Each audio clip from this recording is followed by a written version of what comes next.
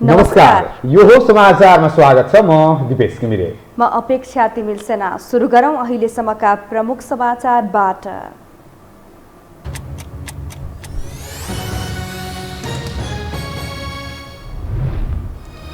दल विभाजन सम्बन्धी अध्यादेश ल्याउने मन्त्री परिषदको निर्णय। केन्द्रीय समिति वा संसदीय दलमा 20% पुर्याए दल विभाजन हुने जसपाको ठाकुर पक्षले गर्यो स्वागत। दल विभाजन सम्बन्धी अध्यादेशको कडा प्रतिवाद गर्ने एमालेको निर्णय। माधव नेपाल सहित 14 सांसदलाई कारबाही। ओली जाल जेलमा लागेको माधव पक्षको आरोप। 80 सालभित्र सबै जनसङ्ख्यामा विद्युतको पहुँच पुर्याउने कुलमान घिसिङको घोषणा। वर्षा र सुक्खायाममा फरक महसुल निर्धारण गर्ने तयारी। अफगानिस्तानको सत्ता कब्जा गर्न सफल। तालिबानद्वारा कर्मचारीलाई आम माफी दिने घोषणा। देश छाड्ने बाटोमा नलाग्न नागरिकलाई अपिल। युद्ध अपराधको आरोप अस्वीकार। र आइसिसीले सार्वजनिक गर्यो टी20 विश्वकपको खेल तालिका। खेल अक्टोबर 17बाट नोभेम्बर 14सम्म हुने। पहिलो खेलमै भारत र पाकिस्तान बीच प्रतिस्पर्धा।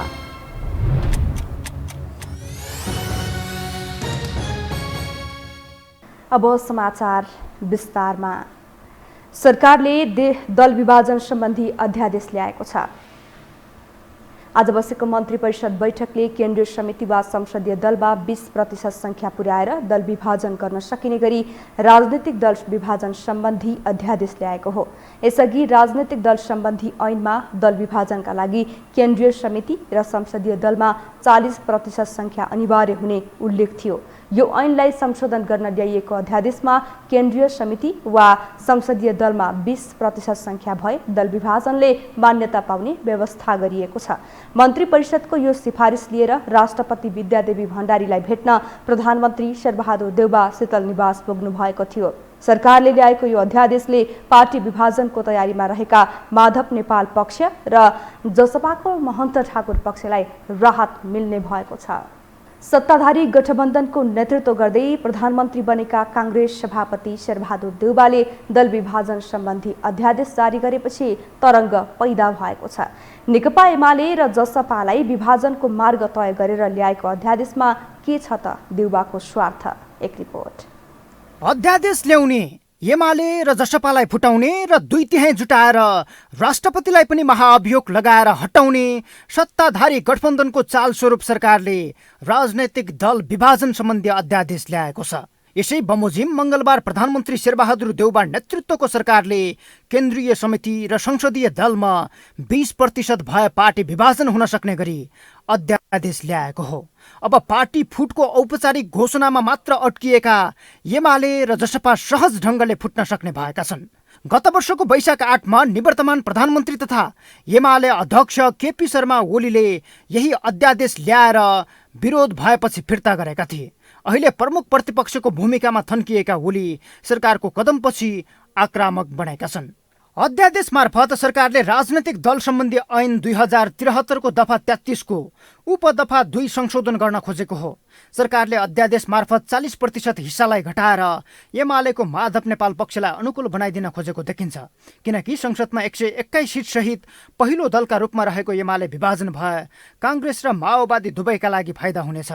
एमाले विभाजन भएर नेपाल पक्षले अर्को पार्टी दर्ता गरे आगामी निर्वाचनमा एमालेका दुवै पक्षको अवस्था भने चिन्ताजनक रहनेछ र त्यसको फाइदा उठाउँदै अहिले 61 सांसद रहेको काङ्ग्रेस वा 49 सांसदमा सीमित बनेको माओवादी केन्द्र पहिलो पार्टी बन्न सक्छ।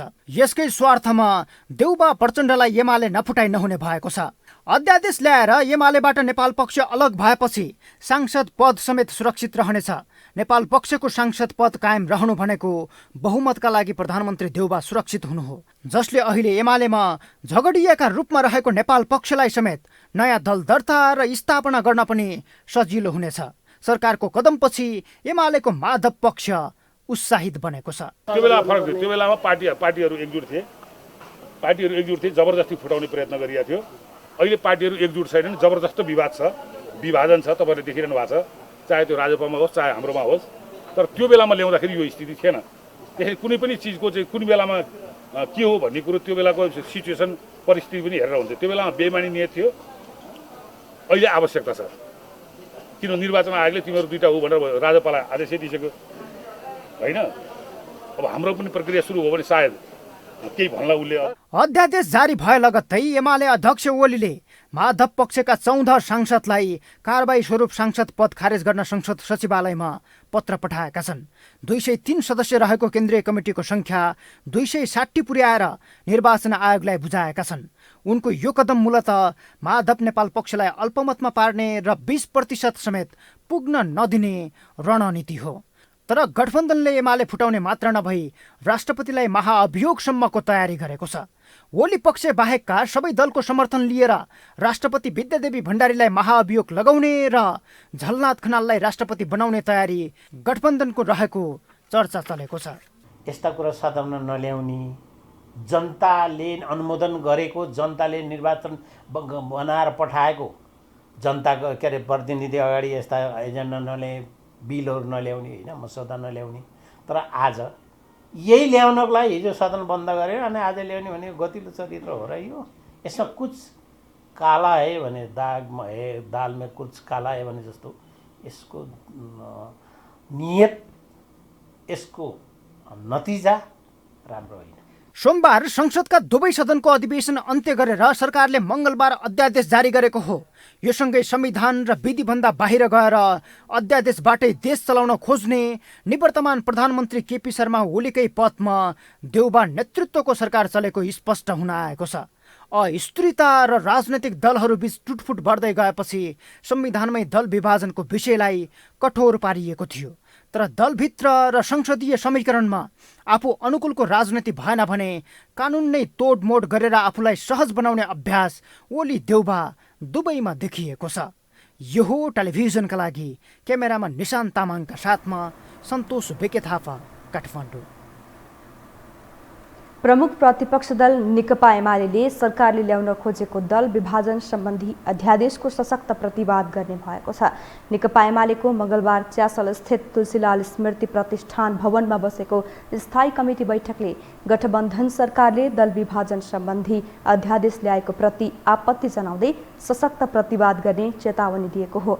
अध्यादेशले लोकतान्त्रिक प्रणालीलाई नै विभाजित र सङ्कटतिर धकेल्ने भन्दै एमाले यसको सशक्त प्रतिवाद गर्ने निर्णय गरेको प्रवक्ता प्रदीप कुमार गेवालीले जानकारी दिनुभयो। उहाँले पार्टी विभाजित गर्ने षड्यन्त्र विरुद्ध दृढतापूर्वक उभिन पार्टीका सबै नेता कार्यकर्ताहरूलाई बैठकले आह्वान गरेको पनि बताउनुभयो। गठबन्धन सरकारका यस्ता असंसदीय, अलोकतान्त्रिक र विभाजनकारी योजनाप्रति गम्भीर विरोध प्रकट गर्दछ। लोकतान्त्रिक प्रणालीलाई नै विवादित बनाउने र सङ्कटतिर धकेल्ने यस क्रियाकलापप्रति खबरदारी गर्दै सशक्त प्रतिवाद गर्ने सङ्कल्प गर्दछ। यसबाट उत्पन्न हुने परिणामप्रति सरकार स्वयं नै जिम्मेवार हुनुपर्नेछ। पार्टीका सबै नेता कार्यकर्ताहरूलाई पार्टीलाई विभाजित गर्ने हरेक षड्यन्त्रका विरुद्ध दृढतापूर्वक उभिन र पार्टी एकताको पक्षमा सक्रिय योगदान गर्न बैठक आह्वान गर्दछ। बैठकले अफगानिस्तान घटनाप्रति नेपाल सरकार किङ कर्तव्य विमुख, उदासीन र गैर जिम्मेवार देखिएको निष्कर्ष निकाल्दै अफगानिस्तानमा रहेका नेपालीहरूलाई शीघ्र र सुरक्षित रूपले स्वदेश फिर्ता गराउन माग पनि गरेको प्रवक्ता गेवालीले जानकारी दिनुभयो। सरकारले 20% भए पार्टी विभाजन हुने गरी अध्यादेश ल्याएपछि नेकपा एमाले थप सङ्कटमा परेको छ। माधव नेपाल पक्षले पार्टी विभाजनका लागि उपयुक्त समय पर्खिएका बेला अध्यादेश आएपछि एमाले विभाजन पनि लगभग सुनिश्चित बनेको छ। एक रिपोर्ट। कुनै एक समय थियो नेकपा एमालेका अध्यक्ष केपी शर्मा ओलीले अधिकांश दलहरूको सातो खाइरहेका थिए। ओलीले चाहेको खण्डमा पार्टी नै फुटाइदिन सक्छन् भन्ने डरकै कारण दलहरू आत्तिएका थिए। त्यो डर गत वर्षको वैशाख 8 मा ओलीले दल विभाजन सम्बन्धी अध्यादेश जारी गरेर तत्कालीन समाजवादी पार्टी फुटाउन खोजेपछि त झनै चुलिएको थियो। तर त्यही नियतिले अहिले ओलीलाई डसिरहेको छ। नेकपा एमाले न एकता न विभाजनको अवस्थामा रन्थनिएका बेला प्रधानमन्त्री शेरबहादुर देउबाले मङ्गलबार दल विभाजन सम्बन्धी अध्यादेश जारी गरेपछि ओलीको टाउको दुखाइ बढेको छ। यसैकारण सोमबार मध्यरात हुनै लाग्दा अध्यक्ष ओलीले झण्डै 2 पन्ने वक्तव्य जारी गरेर दल विभाजनका प्रयास विरुद्ध उभिन नेता कार्यकर्तालाई आह्वान गरेका थिए। मङ्गलबार अध्यादेश नै जारी भएपछि भने ओलीले पार्टी स्थायी कमिटी बैठक मार्फत कठोर प्रतिवादमा उत्रिने चेतावनी दिएका छन्। संसद अधिवेशनलाई आकस्मिक रूपले अन्त्य गरेर पार्टी विभाजनका लागि अध्यादेश ल्याउने, प्रमुख प्रतिपक्षी दलभित्रका केही अराजक र पदोल्लुप व्यक्तिहरूलाई विभाजनका लागि वैधानिक आधार प्रदान गर्ने र लोकतान्त्रिक प्रणालीभित्र चरम विकृति र भ्रष्टता भित्र्याउने जुन तयारी गरिँदैछ यो विषय अत्यन्त आपत्तिजनक, निन्दनीय र अस्वीकार्य छ। हाम्रो पार्टी गठबन्धन सरकारका यस्ता असंसदीय, अलोकतान्त्रिक र विभाजनकारी योजनाप्रति गम्भीर विरोध प्रकट गर्दछ। लोकतान्त्रिक प्रणालीलाई नै विवादित बनाउने र सङ्कटतिर धकेल्ने यस क्रियाकलापप्रति खबरदारी गर्दै सशक्त प्रतिवाद गर्ने सङ्कल्प गर्दछ। यसबाट उत्पन्न हुने परिणामप्रति सरकार स्वयं नै जिम्मेवार हुनुपर्नेछ। सरकारले जारी गरेको अध्यादेश अनुसार केन्द्रीय कमिटी र संसदीय दलमा 20% भए पार्टी विभाजन हुनेछ। यसअघि दुवैमा 40% अनिवार्य हुने उल्लेख थियो। अध्यादेशले एमालेको माधव नेपाल पक्ष र जसपाको महन्त ठाकुर पक्षलाई राहत मिलेको छ। प्रतिनिधि सभा पुनः स्थापनापछि बल्ल बल्ल तङ्ग्रिएको चालु अधिवेशन हठात अन्त्य गरेर राजनैतिक दल विभाजन सम्बन्धी अध्यादेश ल्याउने र एमाले विभाजन गर्ने रणनीति सरकारको हो, जसमा पहिलो जोडबल एमाले वरिष्ठ नेता माधव कुमार नेपालकै रहेको विश्लेषण भइरहेका छन्। किनकि ओली सहितका नेताहरूले अध्यादेशको विरोध गरिरहँदा नेपाल पक्षले पार्टी विभाजनका लागि सहज भएको भन्दै केन्द्रीय सदस्यहरूको हस्ताक्षर सङ्कलन र नयाँ दल दर्ताका लागि कागजी प्रक्रिया सुरु गरेको छ। तर माधव नेपाल पक्षभित्रका केही नेताहरूले यसमा विमति जनाएका छन्। मङ्गलबार छलफलका लागि सिंहदरबारमा बसेको माधव पक्षको बैठकमा नेता भीम रावलले अझै पार्टी एकताका लागि सङ्घर्ष गर्नुपर्ने बताएपछि माधव नेपाल आक्रोशित बनेका थिए।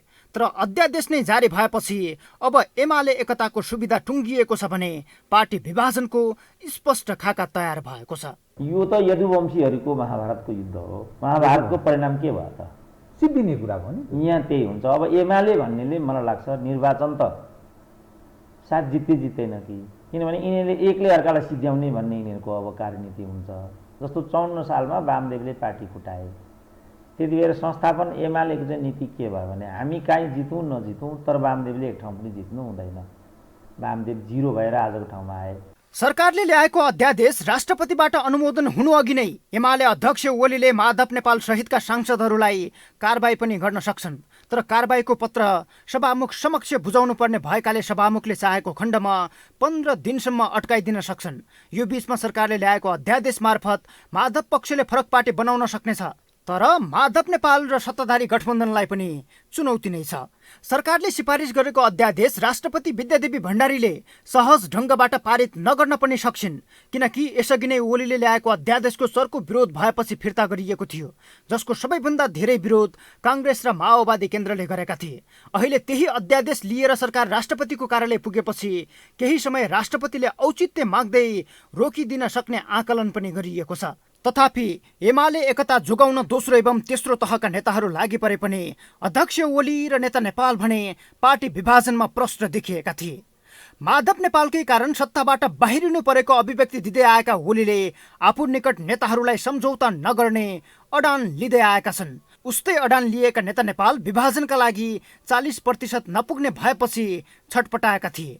अब सरकारले 20% भए पुग्ने गरी अध्यादेश ल्याएपछि एमाले विभाजन लगभग सुनिश्चित बनेको छ। यो हो टेलिभिजनका लागि क्यामेरामा सञ्जय घिमिरेका साथमा सन्तोष बेके थापा, काठमाडौँ। अब बाँकी समाचार। राजनीतिक दल विभाजन सम्बन्धी अध्यादेश जारी गर्ने सरकारको निर्णय लगत्तै नेकपा एमाले केन्द्रीय कमिटी सदस्यको संख्या बढेको छ। आज पार्टीको निर्णय आधिकारिक माइन्युट भन्दै एमाले केपी ओली पक्षले केन्द्रीय सदस्यहरूको नाम थपेर आयोगलाई विवरण दिएको हो। अग्नि खरेल र बाबुराम दाहाल सहितको टोली आज निर्वाचन आयोग पुगेर केन्द्रीय कमिटीको विवरण अध्यावधिक गर्न लिखित आग्रह गरेको निर्वाचन आयोगले जनाएको छ। यसअघि 2075 जेठ 2 अघिको 203 सदस्यीय केन्द्रीय कमिटी सदस्य रहेको एमालेमा आज थप गरेर 260 सदस्य रहेको विवरण आयोगमा पठाइएको छ।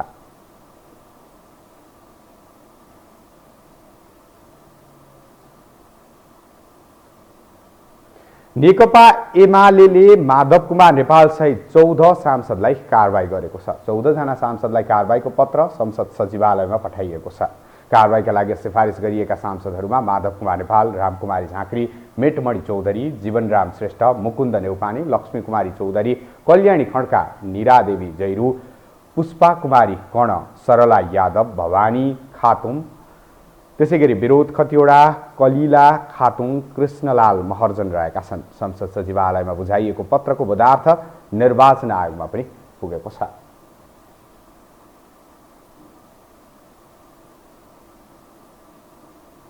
यसैबीच नेकपा एमालेको माधव पक्षले पार्टी अध्यक्ष केपी शर्मा ओलीलाई आफूले गरेको एकलौटी निर्णय तत्काल फिर्ता लिन दबाब दिएको छ। आज काठमाडौँको नयाँ बानेश्वर स्थित अरियाल होटलमा बसेको नेपाल पक्षका नेताहरूको बैठकले अध्यक्ष ओलीले पछिल्ला समय गरेका निर्णयहरू तत्काल फिर्ता नलिए आफूहरू जुनसुकै निर्णय लिन पनि बाध्य हुने चेतावनी दिएको हो। बैठकपछि सञ्चारकर्मीहरूसँग संक्षिप्त प्रतिक्रिया दिँदै नेता विरोध खतिवडाले ओली गुटले 260 जना सदस्य केन्द्रीय समिति निर्वाचन आयोगमा पठाएर जालझेल गरेको आरोप लगाउनु भयो। यो अध्यादेशका विषयमा हाम्रो गुटको केपी ओली गुटको बैठकले 260 जना बनाएर पठाएर बेइमानी जालझेल गरेका छन् भनेको त्यो विषयमा अब यी सबै विषयमा उसको पाइला र हाम्रो पाइलाको विषयमा कसरी चाहिँ यो चाहिँ जालझेललाई क्रस गर्ने भन्ने विषयमा हामीले आवश्यक परामर्श गरेका हौँ। बैठकमा माधव पक्षका नेताले सरकारले ल्याएको अध्यादेशका विषयमा पनि छलफल गरेका थिए। निर्वाचन आयोगबाट आधिकारिकता पाएको जनता समाजवादी पार्टी नेपालका केन्द्रीय सदस्यहरूले पद तथा गोपनीयताको शपथ लिएका छन्। आजबाट काठमाडौँमा सुरु भएको पार्टी केन्द्रीय कार्य समितिको प्रथम बैठकमा अध्यक्ष उपेन्द्र यादवले केन्द्रीय सदस्यहरूलाई पद तथा गोपनीयताको शपथ खुवाउनु भएको हो। पार्टी नेता प्रमोद शाहले केन्द्रीय कार्य समितिको बैठकको सुरुमै पार्टी केन्द्रीय सदस्यहरूलाई शपथ ग्रहण गराइएको जानकारी दिनुभयो। भर्खरै निर्वाचन आयोगमा पठाइएको छ र त्यो केन्द्रीय सदस्यहरूलाई आजको दिनमा सर्वप्रथम त शपथ ग्रहण पनि गराइयो। पार्टीको सिद्धान्त र पार्टीको नीति नियममा चल्नलाई साथीहरूलाई त्यो गराइयो। 2 दिनसम्म चल्ने केन्द्रीय कार्य समितिको बैठकमा नेता राजेन्द्र श्रेष्ठले पार्टीको आगामी कार्यदिशाबारे प्रतिवेदन पेश गर्नु भएको छ भने अर्का नेता मृगेन्द्र सिंह यादवले पार्टीको संगठन सुदृढीकरण सम्बन्धी प्रतिवेदन पेश गर्नु भएको छ। जनता समाजवादी पार्टी जसपाको महन्त ठाकुर पक्षधर नेता लक्ष्मणलाल कर्णले सरकारले ल्याएको दल विभाजन सम्बन्धी अध्यादेश सकारात्मक रहेको बताउनु भएको छ। उहाँले आफूहरू नयाँ पार्टी गठनको गृह कार्यमा जुटेको खुलासा समेत गर्नुभयो। उहाँले आफूहरू उपेन्द्र यादवसँग मिलेर बस्न नसक्ने अवस्थामा पुगेकाले छिट्टै नयाँ दल दर्ता गर्ने बताउनुभयो। संसद नभएका बेलामा अध्यादेश ल्याउने काम संविधान सम्बद्ध भएको उहाँको दावी छ।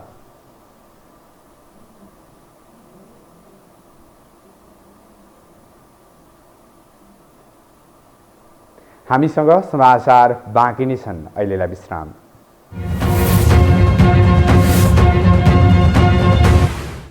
विश्रामपछि स्वागत छ। अब बाँकी समाचार। अफगानिस्तानबाट मङ्गलबार 127 जना नेपाली स्वदेश फर्किएका छन्। उनीहरूले काबुलको अहिलेको अवस्था एकदमै दर्दनाक र सुन्दै नसकिने रहेकाले त्यहाँ रहेका नेपालीको तत्काल उद्धार गर्न नेपाल सरकारसँग आग्रह गरेका छन्। यद्यपि उद्धार गरिएका नेपालीहरूले आफूहरू राजदूतावासमा काम गर्ने भएकोले कुनै समस्या नआएको प्रतिक्रिया दिएका छन्। एक रिपोर्ट। अफगानिस्तानमा तालिबानले सत्ता कब्जा गरेपछि त्यहाँ स्थित अमेरिकी दूतावासमा रहेका 127 जना नेपालीलाई अमेरिकी सरकारले उद्धार गरेर नेपाल पठाएको छ। उनीहरू अफगानिस्तानको राजधानी काबुलबाट दोहा कुवेत हुँदै मङ्गलबार बिहान काठमाडौँ आइपुगेका हुन्। अफगानिस्तानबाट स्वदेश फर्किएका नागरिकहरूले अमेरिका दूतावासमा रहेका कारण आफूहरूलाई समस्या नभएको प्रतिक्रिया दिएका छन्। धनगढीका कृष्ण तामाङले बाहिर समस्या भए पनि अमेरिकी दूतावासमा कुनै समस्या नभएकोले गाह्रो नभएको बताए। नै यसो युएस एम्बेसीको खासै त्यस्तो प्रब्लम थिएन हैन। अब बाहिरको उसमा त्यति सेफ थिएन होला हामीलाई। त्यसैगरी अफगानिस्तानमा 3 वर्षदेखि काम गरिरहेका र आजै स्वदेश फर्किएका एक नेपाली प्रकाश श्रेष्ठले बाहिरको अवस्था असहज रहेको बताए। उनले दूतावासमा रहेकालाई स्वदेश फर्किउन्जेल केही नगर्ने भनिएकोले त्यति गाह्रो असहज नभएको बताए। भित्र एमबीसीमा चाहिँ उनीहरूले पनि केही पनि गर्दिन भनेको छ। जबसम्म तपाईँहरू यहाँबाट जानुहुन्न तबसम्म हामी चाहिँ तपाईँहरूलाई केही गर्दैनौँ भनेको छ। अरू साथीहरू पनि ट्रान्जिटमा बसिराखेकै छ। खै यति नै भने त थाहा भएन। हाम्रो युएस एमबीसी चाहिँ हामी आइयो सबै कोही आउँदैछ पछिल्लो जहाजमा। त्यस्तै स्याङ्जाका इन्द्र पौडेलले आफू दूतावासमा रहेकोले बाहिरका नेपाली साथीहरूको बारेमा खासै जानकारी नरहेको बताए। उनले नेपाल सरकारले अफगानिस्तानमा रहेका नेपालीहरूलाई स्वदेश ल्याउने पहल गरिदिए राम्रो हुने बताए। त्यहाँको अहिलेको अवस्था एकदमै दर्दनाक र सुन्नै नसक्ने रहेको जानकारी उनले दिए। एकदमै दर्दनाक छ, सुन्नै नसक्ने, देख्नै नसक्ने त्यस्तो खालको छ। कसरी भन्ने अब त्यो त फर्किन एकदम जरुरी छ, फर्किनलाई जरुरी छ, जो पनि छ फर्किँदा धेरै राम्रो छ। उनले काबुलमा आफू बाध्यताले जानु परेको भन्दै त्यस्तो ठाउँमा नजाँदा नै राम्रो हुने सल्लाह दिए। अफगानिस्तानमा तालिबानले सत्ता लिएपछि त्यहाँ रहेका विदेशीहरू स्वदेश फर्किने क्रम जारी रहेको छ। अमेरिकी दूतावासले उद्धार गरेर नेपाल फर्काएका 127 जना नेपाली सेनाले क्वारेन्टाइनका लागि सामाखुशी स्थित राधास्वामी सत्सङ्ग लगेको छ। त्यहाँ आरटीपीसीआर परीक्षणपछि क्वारेन्टाइनको अवधि सकिएसँगै उनीहरूलाई घर पठाउने सरकारको योजना छ। पछिल्लो 24 घण्टामा थप 3,274 जनामा कोरोना संक्रमण पुष्टि भएको छ। विभिन्न प्रयोगशालामा परीक्षण गराएका 17,689 नमुनामा यो संख्यामा संक्रमण पुष्टि भएको स्वास्थ्य तथा जनसङ्ख्या मन्त्रालयले जनाएको छ। 11,565 नमुनाको पीसीआर र 6,124 नमुनाको एन्टिजेन विधिबाट परीक्षण गराइएको थियो। त्यस्तै आज 1,929 जना कोरोना संक्रमण मुक्त भएका छन्। त्यसै पछिल्लो 24 घण्टामा कोरोनाबाट 27 जनाको मृत्यु भएको छ। यो सँगै नेपालमा कोरोनाबाट ज्यान गुमाउनेको कुल संख्या 10,354 पुगेको छ। हाल सक्रिय संक्रमितको संख्या 39,871 रहेको छ।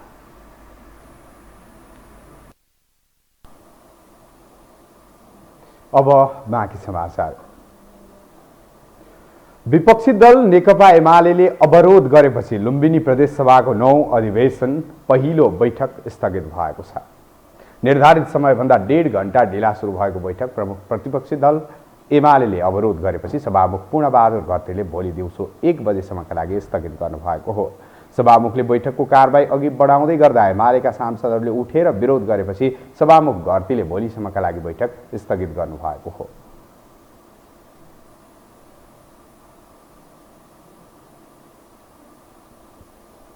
नवौं अधिवेशनको आगामी बैठक मिति 2078 साल भाद्र महिनाको 2 गते बुधबार दिनको 1 बजे बस्ने गरी आजको यो बैठक यही स्थगित गर्दछु।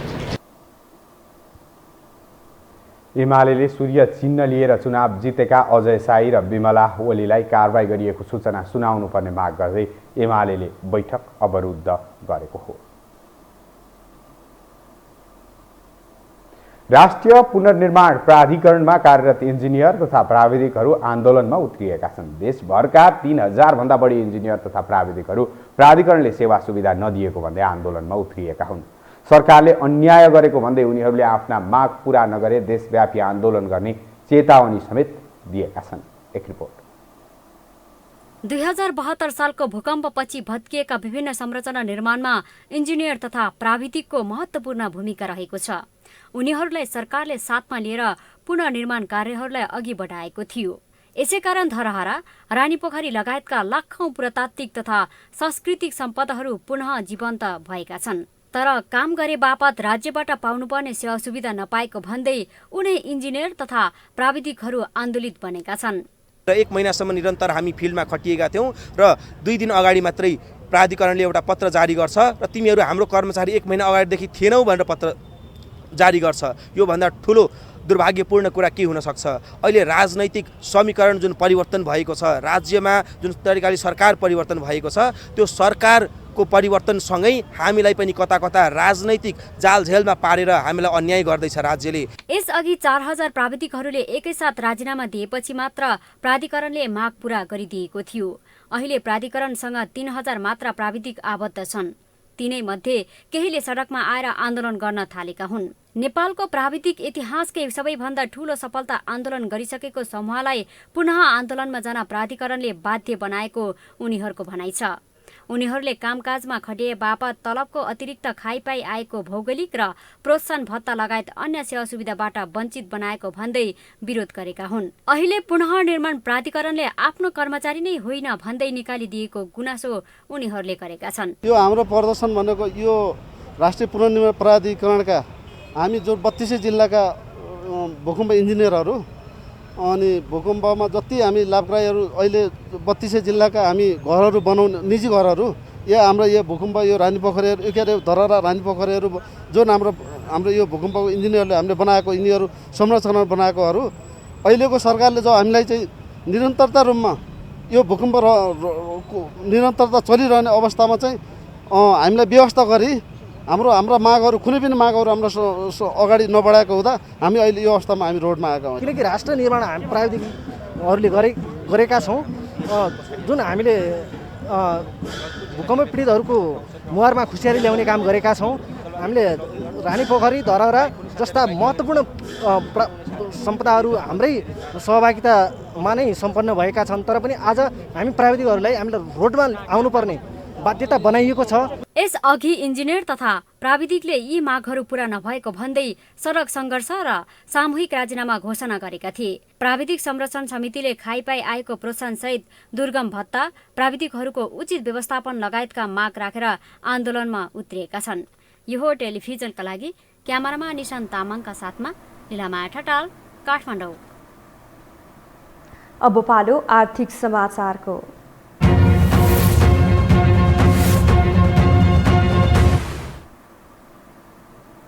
नेपाल विद्युत प्राधिकरणका कार्यकारी निर्देशक कुलमान घिसिङले विक्रम सम्वत 2080 सालभित्र नेपालका सबै जनसङ्ख्यामा विद्युतको पहुँच पुर्याउने लक्ष्यका साथ प्राधिकरणले काम अगाडि बढाएको बताएका छन्। प्राधिकरणको 36औं वार्षिक उत्सवको अवसरमा ऊर्जा मन्त्री पम्फा भुसालले विद्युत खेर जान नदिन र खपत बढाउन वर्षायाम र सुक्खायामको फरक विद्युत महसुल निर्धारण गरिने बताए। एक रिपोर्ट। मंगलबार नेपाल विद्युत प्राधिकरणको 36औं वार्षिक उत्सव समारोहलाई सम्बोधन गर्दै ऊर्जा, जलस्रोत तथा सिंचाई मन्त्री पम्फा भुसालले अनियमितता र भ्रष्टाचार नगर्न मातहतका निकायलाई कडा निर्देशन दिइन्। उनले आफूले भ्रष्टाचार विरुद्ध शून्य सहनशीलताको नीतिलाई प्राथमिकतामा राखेको भन्दै अनियमितता र भ्रष्टाचार नगर्न मातहतका कर्मचारीहरूलाई निर्देशन दिइन्। कसैले भ्रष्टाचार गरेमा कठोर कदम चाल्ने उनको चेतावनी छ। मन्त्री भुसालले किसानलाई सिंचाईमा प्रयोग हुने विद्युत सहुलियत दरमा उपलब्ध गराउने पनि आफ्नो प्राथमिकता रहेको उल्लेख गरिन्। उनले आगामी दिनमा वर्षायाममा विद्युत खेर जान नदिन र खपत बढाउनका लागि वर्षायाम र सुक्खायामको फरक विद्युत महसुल निर्धारण गर्ने निर्णय भइसकेको पनि जानकारी दिइन्। भ्रष्टाचार विरुद्ध शून्य सहनशीलता र चेन अफ कमान्डलाई मैले सधैँ प्राथमिकतामा राख्ने गरेको छु। अनियमितता, भ्रष्टाचार कसैले पनि नगर्न म निर्देशन गर्दछु। यदि कोही यस्ता गतिविधिमा संलग्न भएको भेटिएमा चाहिँ कठोर कदम चालिनेछ। सुशासन र परिणाममुखी नतिजाको लागि right man in right place हुनुपर्दछ। यसका लागि नै मैले संस्थाको नेतृत्व परिवर्तन गर्ने मन्त्रालय अन्तर्गतका विभिन्न विभागको पनि मैले नेतृत्व परिवर्तन गरिसकेको छु। परिणाम दिने मान्छेहरू नै त्यो परिणाम दिने ठाउँमा हुनुपर्छ भन्ने मेरो मान्यता छ।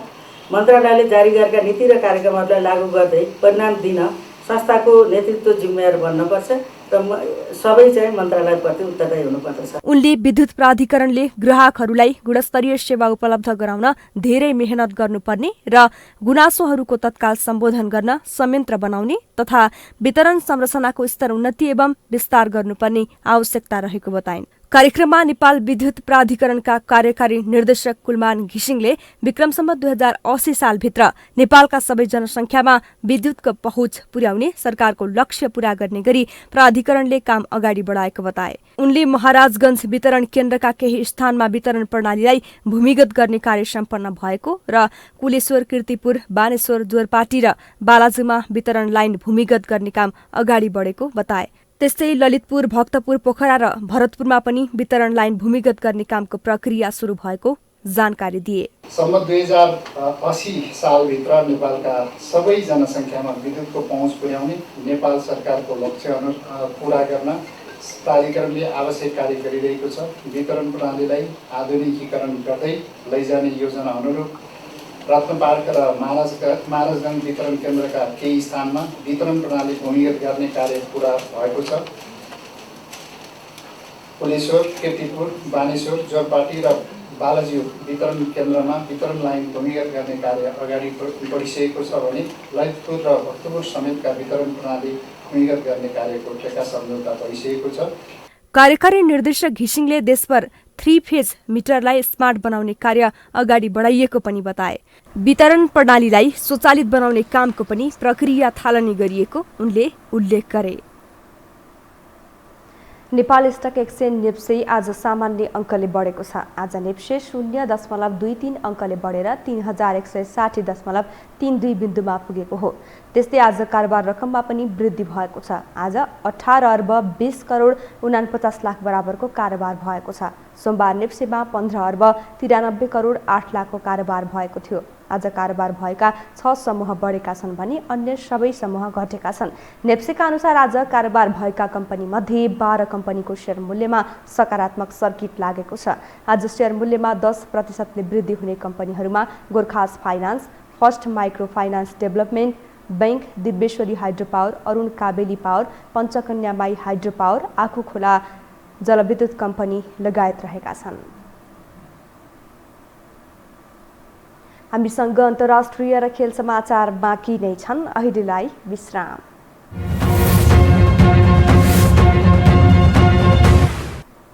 अब खेलकुद समाचार।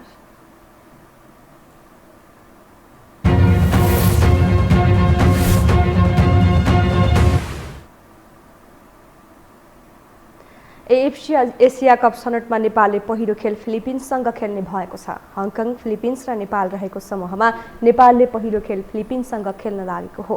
कोभिड-19 को जोखिमका कारण नेपालबाट उज्बेकिस्तानमा सारिएको खेलमा फिलिपिन्ससँग सेप्टेम्बर 18 मा खेल हुने तय भएको हो। त्यस्तै नेपालले दोस्रो खेल हङकङसँग खेल्नेछ। हङकङसँगको खेल सेप्टेम्बर 21 मा हुनेछ। समूह चरणको अन्तिम खेल भने हङकङ र फिलिपिन्सले सेप्टेम्बर 24 मा खेल्नेछन्। एएफसी कपमा पुग्नका लागि नेपालले समूहको शीर्ष स्थानमा रहनुपर्नेछ।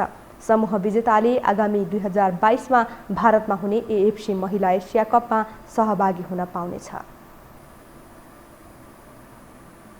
अन्तर्राष्ट्रिय क्रिकेट परिषद आइसिसीले टी20 विश्वकप 2021 को खेल तालिका सार्वजनिक गरेको छ। आइसिसीले सार्वजनिक गरेको तालिका अनुसार टी20 विश्वकपको पहिलो खेल अक्टोबर 17 मा ओमान र पपुवा न्युगिनी बीच हुनेछ। त्यही दिन दोस्रो खेल बंगलादेश र स्कटल्यान्ड बीच हुनेछ। त्यस्तै भारत र पाकिस्तान बीच अक्टोबर 24 मा खेल हुनेछ।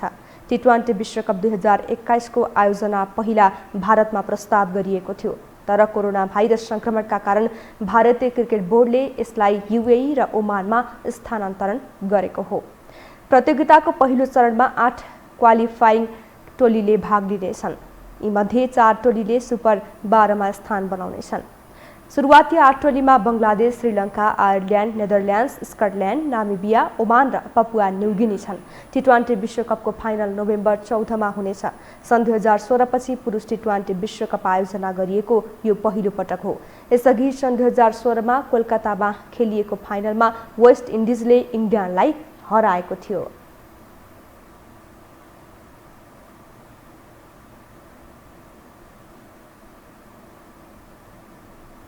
खेल समाचारसँगै हामी यो समाचारको अन्त्यमा आइपुगेका छौं। बिदा हुनु अघि प्रमुख समाचार पुनः एकपटक।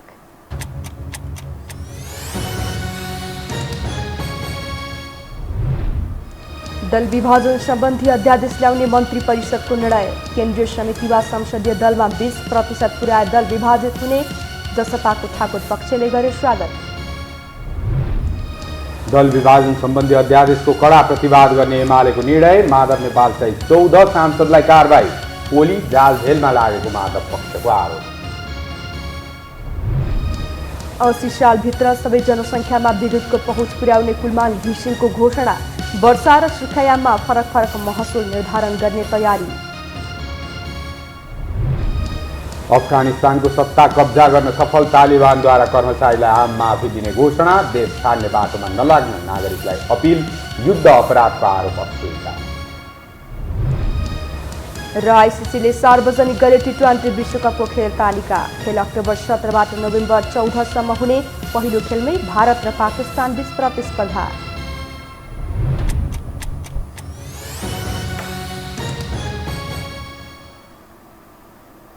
अवस्था यो समाचार सकियो। समाचार बुलेटिनका साथै यो टेलिभिजनका सम्पूर्ण कार्यक्रम यो टेलिभिजन.com, यो खबर.com, युट्युब र फेसबुकमा पनि पढ्न र हेर्न सक्नुहुनेछ। मोबाइलमा यो टिभी एप डाउनलोड गरी हामीलाई प्रत्यक्ष हेर्न सक्नुहुनेछ। तथ्यसहितको निष्पक्ष समाचारका लागि यो हो टेलिभिजन, हेर्दै गर्नुहोला। नमस्कार। नमस्कार।